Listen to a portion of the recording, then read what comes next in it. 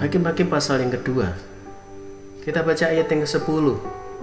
Setelah seluruh angkatan itu dikumpulkan kepada nenek moyangnya, bangkitlah sesudah mereka itu angkatan yang lain, yang tidak mengenal Tuhan ataupun perbuatan yang dilakukannya bagi orang Israel. Sepanjang sejarah bangsa Israel, tidak dipungkiri bahwa Yosua adalah salah satu pemimpin yang memberi pengaruh besar bagi bangsa Israel.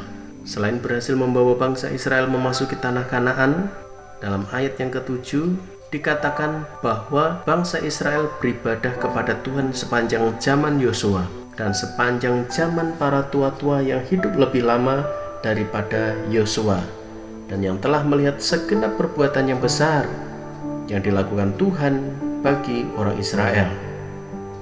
Sebagai pemimpin yang bertanggung jawab, Yosua tidak hanya mengenyangkan bangsa Israel dengan kebutuhan fisik seperti makanan, minuman, dan bahkan tanah untuk mereka menempati dan garap, tetapi juga Ia memberi dan membawa mereka untuk hidup menurut ketetapan firman Allah.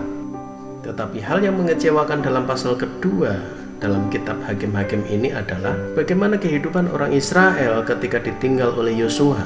Alkitab berkata bahwa bangsa Israel hidup di luar ketetapan firman Allah. Mereka melakukan apa yang jahat di hadapan Tuhan. Bahkan mereka beribadah kepada para Baal. Mengapa ini bisa terjadi? Ayat 10 menunjukkan dengan jelas bangkitnya angkatan yang lain sesudah mereka yang tidak mengenal Tuhan ataupun perbuatan yang dilakukan Tuhan bagi Israel. Inilah yang kita sebut putusnya rantai generasi.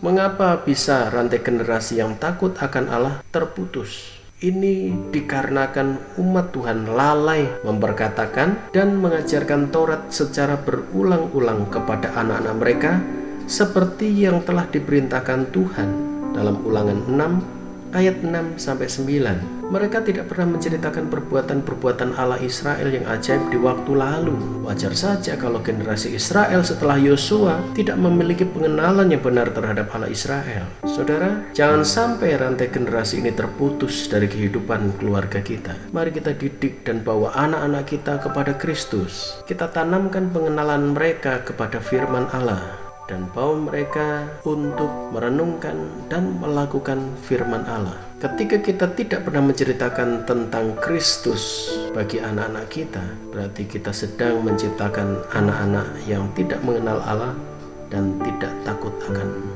Tuhannya. Masih ada waktu dan kesempatan untuk kita melakukan yang terbaik bagi anak-anak kita, untuk mereka menikmati masa depan bersama dengan Tuhan dan dipelihara Tuhan di sepanjang umur hidup mereka, dengan kita menanamkan dan membacakan berulang-ulang segala ketetapan dan perintah firman Allah, supaya firman itu mereka pegang dan bertumbuh di dalam hidup generasi selanjutnya dalam keluarga kita. Tuhan memberkati.